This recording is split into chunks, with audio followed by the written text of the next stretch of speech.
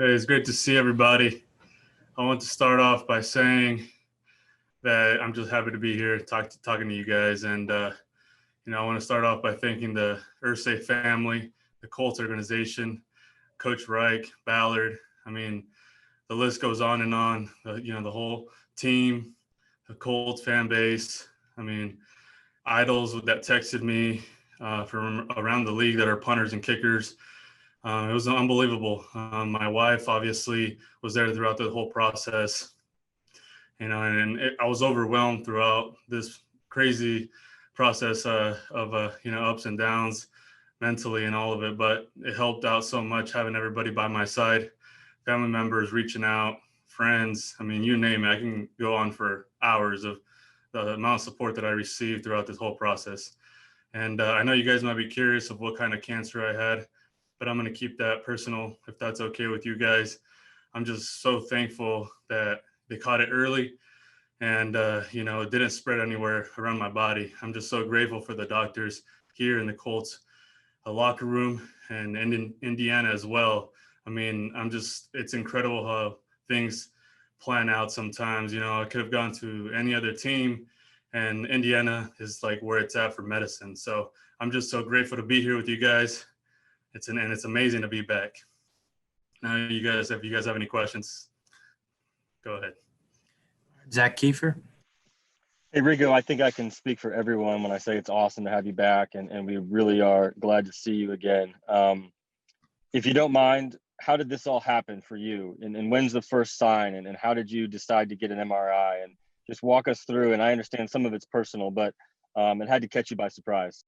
No question. I mean, it's one of those things that you just never think that are, they're going to happen to you. I never thought it was going to happen to me either because, I'm young and, when you're young, you think you're going, you could do anything and you're going to be fine for a long time. But definitely it was Wednesday before Thanksgiving. We had Thanksgiving off, and obviously that day was the long day for me. It was punts and kickoffs. And, I was fine for punts that day. And before I kicked off, I did a couple of dry swings and was feeling kind of weird. And I'm not one to, if I'm a little sore or whatever, nicked up, I'll fight through it. But this one was a little different. And I decided to, bring it up to Frankie, our assistant special teams coordinator. And I kind of let him know, I'm like, hey, this is what's going on. And he's just like, hey, man, like, that type of guy to like kind of cry about kind of these kind of things. So anyways, long story short, ended up talking to the medical staff, and they thought it was a good idea to get like the MRIs and ultrasounds and all that stuff. So we went that route, and obviously, unfortunately, when we got the news throughout the whole week, it was tough. But I was just trying to be optimistic.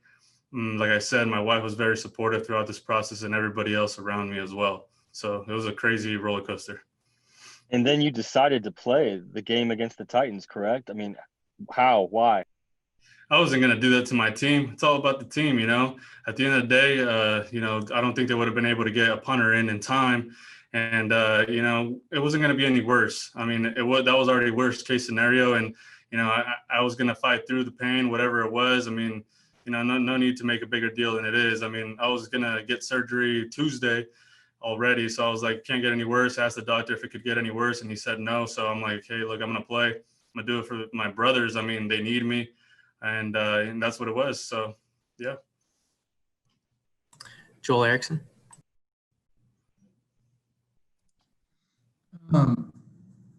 How quickly did you find out that it probably didn't spread? So it was a process. We did a couple of tests, exams, different types. So, I went through a couple of days of just going through, the doctor's orders and it was a process. But when they found out that it didn't spread, it was it was just a big blessing. I just try to look at the positive side after they already had told me I had to get surgery. But I was just trying to be optimistic, and I'm grateful for the doctors here. Like I said, they're amazing. The medicine here in Indiana, period, is just, unbelievable. So I'm just so grateful for them. Frank sort of said that if you hadn't done what you do for a profession, that you might not have caught it so quickly. Is that the way? I mean, it sounds like that since you felt it on kickoff. So do you feel that way? Yeah, definitely. I mean, I'm just fortunate enough to, move around all the time, use my body in all sorts of ways. And, I guess, it's crazy because like he said, I think he mentioned saying that, if I was doing some kind of, desk work, maybe I wouldn't have caught it right away. And, I'm just fortunate to be young and be able to do what I do, and that's play, football here. And I was just fortunate enough to catch it on time. And after that, I mean, doctors took the lead, and I just followed. So I'm just grateful that they caught it early. Greg Doyle. Hey Rigo, happy for you. Can you tell us where it is, where it was? Like I said, I mean, I would like to keep that a little personal, but I'm just grateful, like I said, that it didn't spread. So I'm beyond blessed and grateful that wasn't the case. That's okay. Oh, absolutely. Yeah, I just didn't know what was personal, what parts of it weren't. What are you doing? You practiced today, right? It was out there. It was just great to be around my brothers, just being on the field, period. I was already grateful before. I mean, everybody's already kind of asked me, like, how do you feel, this and that? And I'm just like, man, I never took one day for granted since the day I stepped in this building. And, definitely after this, I'm even more grateful, just to be out there around my brothers, watching them go to work. It's been crazy, like watching them on TV and, knowing all these guys. And I was just blessed to be out there today. You talked about that it was Wednesday before Thanksgiving when you kind of knew something was wrong. Was that, as you look back on it, was that literally the first time you thought anything, or do you look back and realize, something was up even a month or two earlier? It's crazy because I didn't feel anything like ever. And until like Wednesday, the day before Thanksgiving. And, it's just unbelievable how things played out. And I'm very just fortunate to be able to have caught it early. Thanks. Kevin Bowen. Rigo, I'll echo what everyone else says. Awesome to see you back. Did you tell Luke or Hot Rod or anybody before that game on Sunday when you did play in that game, and how emotional, if at all, were you in that game? Yeah, by the time game time came around, we already kind of knew the situation. Obviously, Bubba and everybody knew. I told them and I let them know, I was trying to be optimistic. Everything's gonna be okay. But yeah, it was a very emotional game for me. Like, getting out of the hotel, going, going through my routine. I just had that sick feeling to my stomach. The fact that, that was happening to me. But like I said, I was trying to be optimistic about it. But yeah, it was very emotional. I definitely, pre-game, I had a couple of moments to myself where I just couldn't hold it in. But I'm just passionate. I love to be around the guys. I love to do my job. I love to grow, punt, learn as much as I can since I've been here. And, I feel like all that played to part that day on game day, just not knowing when my next day was going to be back and, or just be able to move around or anything like that. So it was out of my control. But I was able to control, the controllables at that moment. And that was just to go out there and do my best I can for the team. And, that's kind of how it played out. George Bremer. There we go. Amazing to have you back. What was your teammates' reaction during the game on Sunday, knowing what you were going through and that you were playing for them? So I don't know if everybody knew at that moment, and I wasn't going to be the one to like kind of tell them like, hey, this is what's going on. I wasn't looking for any sort of pity or anything like that. I was just going to go out there. My mentality was to go out there and just do my best for them to try to help them win the game. Obviously that didn't go as planned, but they didn't really, not everybody didn't really know. And when they found out, I mean, I received so much support. It was unbelievable. Like I said, like all my teammates reached out like, hey, if you need anything, I'm a phone call away. And it was crazy because my Instagram, Twitter and everything, my phone was blowing up. And, I'm just grateful for all the support everybody gave me. Mike Chapman. Here we go again. Welcome back, and I'm glad you're well. You mentioned you're back at practice. I guess the obvious question is, are you punting, and is there a chance for Sunday, or is that too much too soon? Yeah, I'm just taking it one day at a time right now. Just like I said, I'm just excited to be out on the field. I laced up my cleats, but I'm just taking it slow, one day at a time, and we'll see what happens throughout the days. But I'm just focused on, being able to do my part. Going out there and just enjoying every single moment I can. Thank you. Do a couple more. Mike Wells.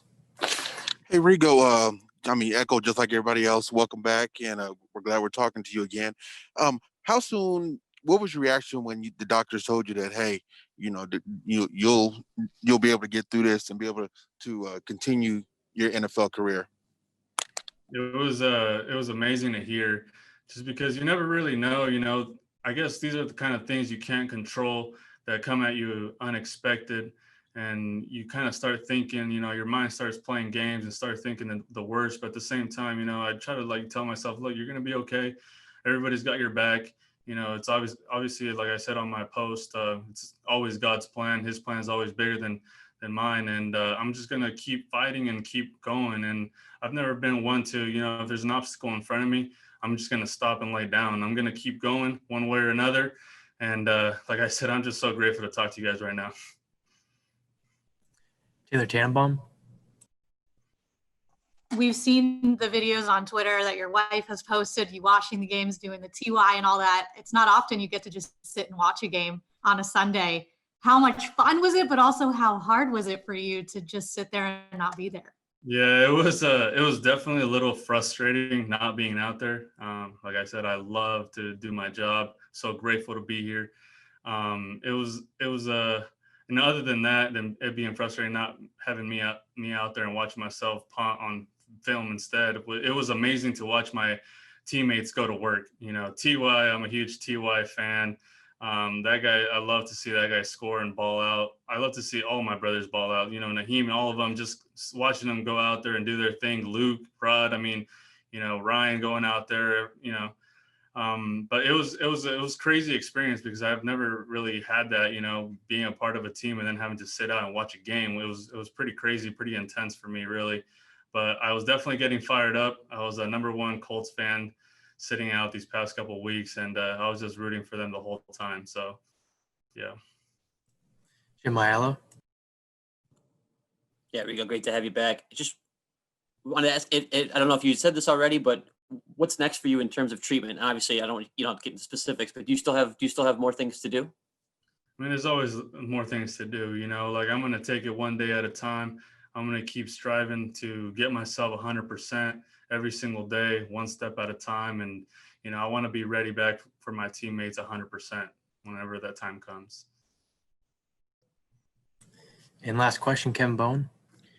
Rigo, you mentioned some people reaching out to you. Curious, did Chuck Pagano reach out to you, and just anyone else in the NFL community, or I don't know, outside of that you just looked at your phone and were like, wow? Yeah, Chuck Pagano, love Chuck Pagano. He's the one that, was here my rookie year, gave me an opportunity, believed in me and all that stuff. So he sent me a video encouraging me, and it's crazy because, he went through his own situation, and it was amazing to hear from Coach Chuck. And, I definitely received a lot of love around the league. Tucker and, big name guys that reached out, and I'm like, man, like, I really appreciate all the support. Like, it was unbelievable. The NFL Colts organization, like I said, I don't want to leave anybody out. There was, Sam, the punter from Baltimore as well. Kern, you name it. Like, it's ridiculous the amount of support that I received throughout this whole process. And I'm just truly grateful. Rigo, one last thing, if you don't mind me asking. Yeah, cancer free, or is that too premature to say? Pardon? Cancer free? As of now, it's looking pretty good. Yeah, the numbers are definitely lower. I don't know exactly. I'm not fully educated. I'm trying to educate myself on it still. The doctors definitely told me, that it's looking pretty good. And obviously, I'm just going to go one step at a time to keep myself recovered all the way. And but yeah, it's looking pretty good, thankfully. Is there a possibility of chemo or radiation or anything that you have to do after this? Not too sure right now, but God willing, hopefully there's not any of that. But it's looking hopefully good. All right. Thanks, Rigo. We appreciate your time. Thank you, guys. Appreciate you guys.